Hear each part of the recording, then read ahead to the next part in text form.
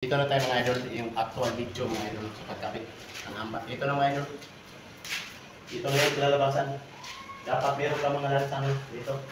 Mga kayo mga lansang magkikuha. Karoon dilit siya mo bitaw yung hamba. Ito na, kabit na namin to. Yung mga hindi pa marunong ito. Kailangan meron kang kahoy. Ito. Finish na to. Dito mo ipantay yung hamba. Ibali na doon ka sa labas magnusing. Mga idol, yan. Ito na, yung dito, pantay na pantay. Ito, kunting kalang na dito, mga idol. Tapos ipitin mo ito mga idol doon sa labas. Ng kahoy dito. Para malagay mo yung, kung ano yung hulog, sa hulog talaga.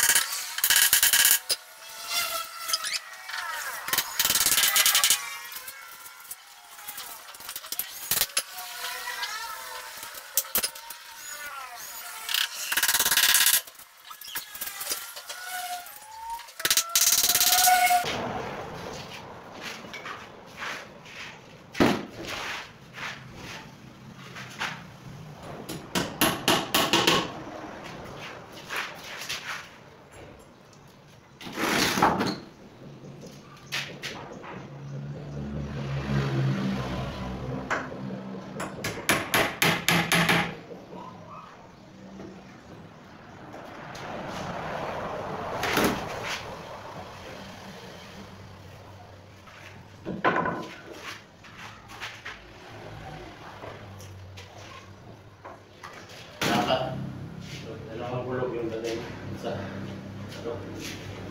para makita mo yung kontrolado ko ito. Pati rin.